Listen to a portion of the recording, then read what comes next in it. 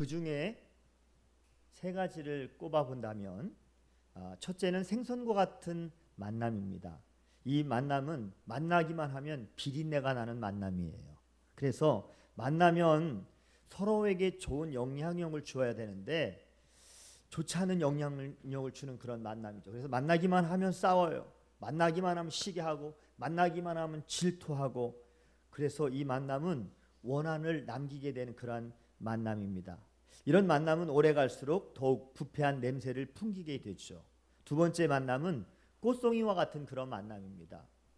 만나면 향기가 나고요. 그리고 너무너무 좋아하고 어쩔 줄 모르지만 얼마 가지 못해서 10일을 넘지 못하는 꽃처럼 또 금방 시드는 만남을 말하는 것입니다. 그리고 셋째 만남은 손수건과 같은 만남입니다. 상대가 슬플 때 눈물을 닦아주고, 그리고 그의 기쁨이 내 기쁨인 양 축하해주고, 또 힘들 때에는 땀도 닦아주면서 언제나 함께하는 가장 아름다운 만남을 말하고 있습니다. 무엇보다도 목사나 또 이렇게 성도, 그리고 부부나 그리고 친구, 스승과 이 제자와의 이 만남은 손수건의 만남이 되어야 될 줄로 믿습니다. 그러나 사람과의 만남보다 더 중요한 것은 예수님과의 만남입니다. 예수님을 믿는다고 하면서 예수님과의 만남의 행복을 느끼지 못한다면 예수님과의 진정한 만남이 없는 사람이죠. 본문에는 요한의 두 제자가 나옵니다. 두 제자는 예수님을 따르지만 그들은 예수님을 만나지 못했기 때문에 이것이 문제가 되는 것이었습니다. 세례 요한이 이렇게 얘기했습니다. 회개하라, 천국이 가까웠느니라. 이렇게 외칠 때 수많은 사람들이 와서 자기들의 지었던 모든 죄를 다 자복하면서 회개를 했습니다. 그리고 세례를 받았습니다. 예수님께서 요단강에 이르러서 세례 요한에게 이 세례를 받으러 오셨을 때 세례 요한이 예수님을 말리면서 마태복음 3장 14절에 이렇게 말했습니다. 내가 당신에게 세례를 받아야 할 터인데 당신이 내게로 오시나이까? 이때 예수님께서 이렇게 대답하셨습니다. 이제 허락하라. 우리가 이와 같이 하여 모든 의를 이룬 것이 합당하니라 라고 이렇게 예수님 말씀해 주시면서 요한에게 세례를 받으셨습니다. 세례 요한이 예수님에게 세례를 베풀 때 하나님의 성령이 비둘기같이 내려오심을 보았고 또 이런 음성이 들려졌습니다. 이는 내 사랑하는 아들이요 내 기뻐하는 자라 라고 하는 그런 하나님의 음성이 들려졌습니다. 하나님의 이 음성을 들은 세례 요한은 예수님이 하나님의 아들이심을 알게 되었고 그리고 제자들에게 증언을 했습니다. 세례 요한은 자기 제자 중 두 사람과 함께 있다가 예수님께서 거니심을 보면서 요한복음 1장 19절에 이렇게 말했습니다. 보라, 하나님의 어린 양이로다. 예수님께서 온 인류의 죄를 속죄하기 위해서 오신 메시아임을 증언했던 것입니다. 세례 요한의 이 증언을 들었던 이 두 제자가 이제 예수님을 따랐습니다. 여기 오늘 본문에 있는 말씀을 보면 37절과 38절에 보니까 두 제자가 그의 말을 듣고 예수를 따르거늘 예수께서 돌이켜 그 따르는 것을 보시고 물어 이르시되 무엇을 구하느냐? 이르되 랍비여 어디 계시오니까 하니 랍비는 번역하면 선생이라. 두 제자는 예수님을 따랐지만 선생으로 따랐지 아직 그 예수님이 그들의 주인 되신 주님이 되신 예수님으로 그들은 만나지 못했던 것입니다. 제자들처럼 지금도 예수님을 따르지만 예수님을 만나지 못하는 성도는 예수님을 랍비, 즉 존경받는 스승으로만 그렇게 생각하는 것이죠. 뭐 4대의 성인들처럼, 4대 성인 하면 우리가 뭐 소크라테스, 공자, 또 누구 있어요? 석가모니, 이런 사람들처럼 그 사람 중에 하나라고 그렇게 생각하는 것이죠. 아니면 엘리야나 예레미야 같은 선지자 중에 하나라고 생각했습니다. 왜 예수님을 랍비나 성인이나 선지자 중에 하나라고 생각했을까요? 그 이유는 예수님을 제대로 만나지 못했기 때문에 그렇게 생각했던 것입니다. 예수님을 만나는 것은 예수님을 따라간다고 해서 예수님을 만나는 것은 아닙니다. 누구의 뭐 소개로 만나는 것도 아니고요. 인간의 노력이나 선행으로 만나는 것도 아닙니다. 무슨 뭐 지성이면 감천이라고 해서 여러분 정성을 타고 빌고 빈다 할지라도 여러분 그렇게 해서 예수님을 만날 수가 없습니다. 범죄한 인간은 인간의 어떠한 노력과 방법으로 예수님을 만날 수가 없습니다. 예수님과의 만남은 전적인 하나님의 은혜로만 되는 것입니다. 할렐루야. 그러면 이 예수님을 어떻게 해야 우리가 만날 수 있느냐면, 첫째로 예수님의 초청이 있어야 예수님 만날 수가 있습니다. 39절에 보니까 예수께서 이르시되 와서 보라.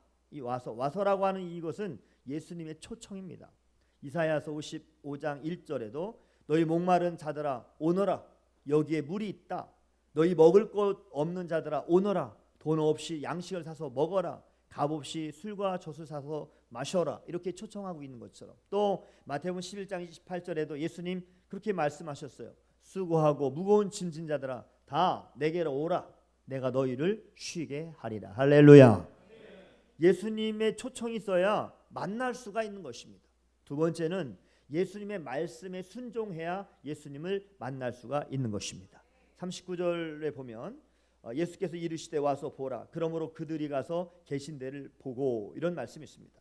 와서 보라라고 하는 이 와서라고 하는 단어는 에르케데스라고 하는 단어입니다. 그래서 너희는 오라라고 하는 그런 뜻으로 말씀대로 순종함을 말하는 것입니다. 말씀대로 순종하는 거예요. 사무엘상 15장 22절에도 보면 순종이 제사보다 낫고 듣는 것이 숫 양의 기름보다 나으니, 이렇게 말씀하고 있습니다. 순종이 복입니다. 우리 한번 따로 사모를 해볼까요? 순종이 복입니다. 아멘. 예. 예수님의 말씀에 순종할 때 예수님을 만날 수가 있는 것이죠. 아무리 예수님 초청한다 할지라도 그 초청한 예수님의 말씀 듣지 아니하고 순종하지 않으면 예수님 만날 수가 없는 것이죠. 세 번째는 예수님과 함께 거할 때 예수님을 만날 수가 있습니다. 39절 하반절이 보니까 그날 함께 거하니 때가 10시쯤 되었더라 라고 하는 이 단어를 볼 때, 예수님을 영접할 때도 여러분 내가 그리스도 안에 있을 때, 그리고 그리스도가 내 안에 거하여야 만날 수가 있는 것이죠. 예수님과 함께 거한 제자들은 예수님의 신적인 권위를 와서 보게 되었고, 예수님을 하나님의 아들로 믿게 되었습니다. 영적 체험을 통해서 예수님이신 메시아를 만난 것이죠. 요한복음 4장에 보면 남편이 5명 있었고 지금 6명째 남편이 있는 매우 인생이 정말 꼬이고 꼬였던 그런 사마리아 여인이 나옵니다.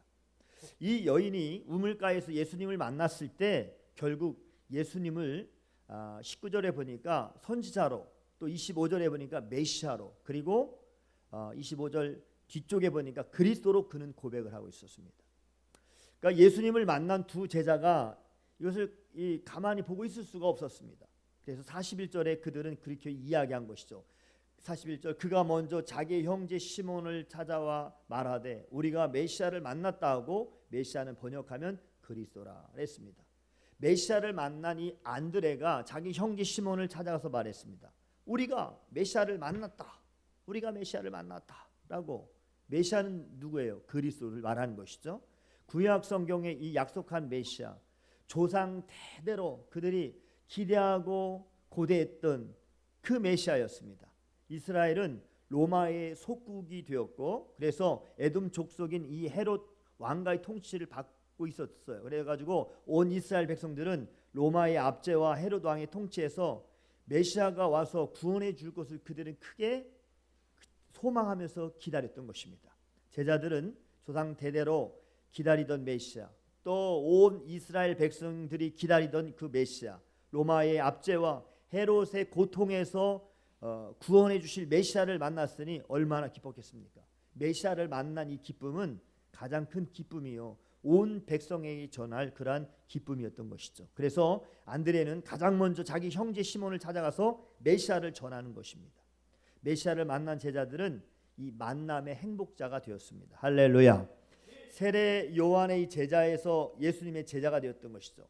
고기를 잡는 그 어부에서 사람을 낚는 어부로 바뀌어진 것입니다. 많은 영혼들의 생명을 살리는 삶과, 그리고 하나님 나라의 의를 이루어가는 그런 삶을 살아가게 된 것입니다. 메시아를 만난 기쁨과 감격을 가지고 이제 그들의 인생은 새로운 인생으로, 새로운 시대를 꿈꾸며 그렇게 살게 되었습니다. 신앙의 기쁨, 그리고 자유와 해방의 기쁨, 사죄와 구원의 기쁨, 참된 평화와 안식 속에서 그들은 살게 되었습니다. 메시아를 통한 로마의 이 압제와 헤롯 왕의 이 통치에서 구원과 해방을 받게 될 것과 그리고 메시아의 나라를 기대하면서 살게 된 것입니다. 성도 여러분, 신앙생활을 하면서 예수님을 만난 기쁨과 행복이 있습니까? 사제의 기쁨과 영생의 기쁨과 그리고 영원한 하나님 나라의 기쁨을 여러분 누리고 있습니까? 땅에서 먹고 사는 것만을 위해서 사는 것에서 이제 영생을 위해서 살며 그리고 생명을 살리며 그리고 하나님 나라를 위해서 여러분 살고 계십니까? 예수님을 새롭게 만나서 예수님을 메시아로 고백하는 그러한 성도들이 되기를 주의 이름으로 축복합니다. 범죄한 사람은 인간의 노력과 방법으로 절대 인간의 어떤 방법으로 하나님을 만날 수가 없습니다. 범죄한 사람이 스스로 하나님을 찾아가서 이 하나님을 만날 수 없기 때문에 하나님께서는 사람을 만나게 해주시기 위해서 하나님과 사람과의 그 만남을 이루기 위해서 이 땅에 예수님을 말씀 육신의 이 땅에 보내주셨던 것이죠. 예수님은 말씀이 육신되어 하나님의 아들로 이 땅에 오셨고 세상 죄를 지고 가는 하나님의 어린 양으로 이 땅에 오신 것입니다. 우리의 모든 죄를 사해 주시고 또 구원해 주셔서 하나님과 만날 수 있는 존재가 되기 위해서 이 땅에 오신 분이 바로 예수님이시죠. 온 인류를 구원하실 메시아로 세상에 오신 예수님은 우리의 모든 죄와 그리고 질병과 죽음의 고통을 당하는 사람들을 지금도 예수님은 계속해서 초청하고 있는 줄로 믿으시기 바랍니다. 인생의 무거운 짐을 지고 억압과 차별과 무시와 곤고한 인생을 지고 살아가는 사람들을 지금도 예수님은 초청하고 계시는 것입니다. 마태복음 4장 19절에도 이렇게 말씀했어요. 나를 따라오너라 내가 너희로 사람을 낚는 어부가 되게 하리라. 할렐루야. 마태복음 11장 28절에도 수고하고 무거운 짐진 자들아 다 내게로 오라. 예수님 지금 계속해서 초청하고 있는 것입니다. 누가복음 9장 41절에도 귀신 들린 내 아들을 이리로 데리고 오라. 이렇게 예수님 말씀하시는 거예요. 누가복음 14장 21절에도 가난한 자들과 몸 불편한 자들과 맹인들과 저는 자들을 데려오라. 이렇게 예수님은 계속해서 초청하고 계시는 것이죠. 예수님의 이 초청의 말씀에 순종하는 사람과 예수님의 이 권능과 신성을 체험한 사람 그리고 예수님께 함께 거하는 사람은 메시아 예수님을 만날 수가 있는 것입니다. 예수님과 함께 거하며 내가 예수님 안에 또 예수님이 내 안에 계시는 사람은 메시아로 오신 예수님을 만난 사람인 것입니다. 성도 여러분, 하나님께서 보내신 독생자 예수님을 믿으십니까? 메시아로 오셔서 죄와 사망에서 구원하신 예수님을 정말 하나님의 아들로 여러분 믿으십니까? 나를 위해서 십자가에서 죽으시고 부활하심으로 영원한 생명과 안식을 주신 예수님을 믿으시길 바랍니다. 할렐루야. 나를 초청해 주신 예수님, 나를 불러주신 예수님을 내 마음에 계심을 정말 우리는 늘 확실히 믿어야 될 줄로 믿습니다. 혹시 믿지 못하는 성도가 있다면 여러분 믿음을 달라고 기도하십시오. 믿음도 은사예요. 은사. 하나님 내가 믿음이 없습니다. 나에게 예수님이 나의 모든 죄를 위해서 십자가에 못 박혀 돌아가시고 영원한 생명을 주신 그런 하나님의 아들로 나에게 믿음을 허락하여 주옵소서 하고 그렇게 기도하는 여러분들이 되시길 바랍니다. 메시아로 오신 예수님을 만나서 만남의 행복자가 되기를 축복합니다. 예수님을 만나는 성도는 만남의 행복자인 것입니다. 우리 옆 사람이 그렇게 이야기할까요? 예수님을 만난 성도는 만남의 행복자입니다. 아멘. 나는 누구입니까? 여러분 누구입니까? 만남의 행복자예요. 누구를 통해서? 예수님을 통해서. 만남의 행복자가 되었음을 믿고 예수님 안에서 행복의 기쁨을 누리며 살아가는 성도들이 되기를 주의 이름으로 축복합니다. 사람을 따라가는 인생에서 이제 우리는 예수님을 따라가는 그러한 인생으로, 그죠?